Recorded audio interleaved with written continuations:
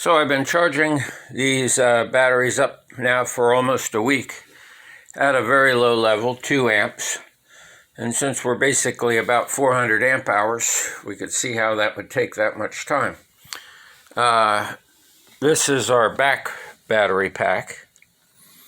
And we see that there's no alarms there. The other thing is this actually data logs it, and we got no low voltage alarms on the back one. The middle pack, which is the one that we're working on right now, as we see these guys right here, these were all the way down to about a tenth of a volt, maybe a quarter of a volt. And they've come back up now pretty good.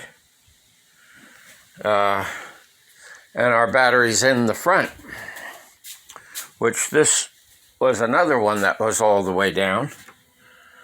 And they've come up pretty good. So, luckily for us, they have come back. I plugged in the charger, and the charger worked. Now, one of the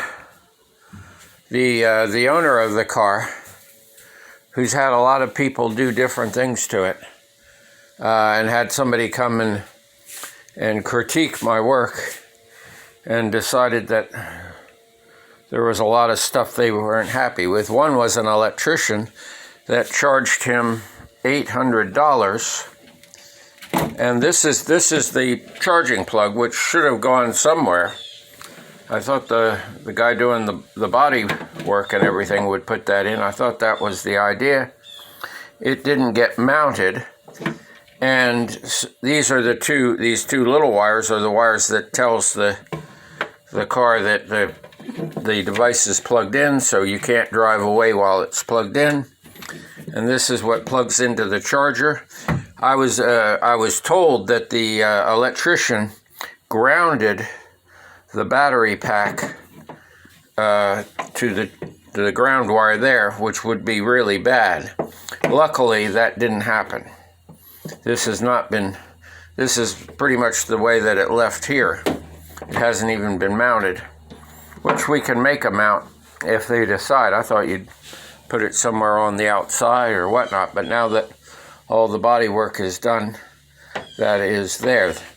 The other big complaint on the work was this cap that goes over the top. They didn't like that. Somebody didn't like that.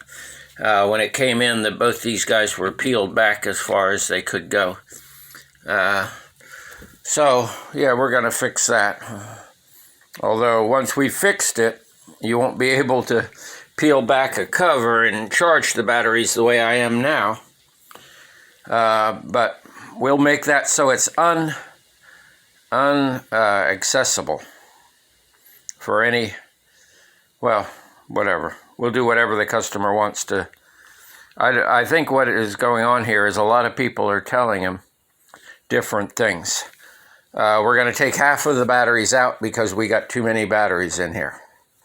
That's the other thing.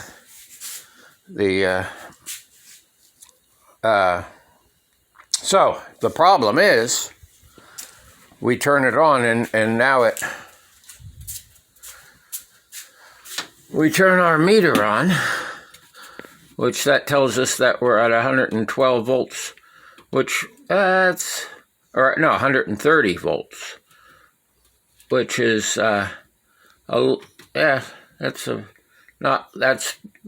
not super low. We got 120 amp hours in there. Probably this has never been reset. You push that button down and hold it, and then it goes back to 0. And that's the time, and there's the amps, and there's that. Now, we turn on the ignition, and we turn on the motor. And we got a red light, and we have no go.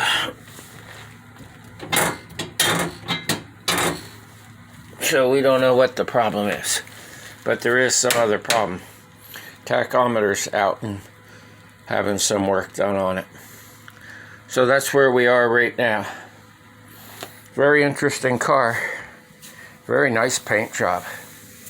Very fancy back hood with a glass. We have to investigate why it doesn't go. It does charge. I plugged it in and it charges. So that's good.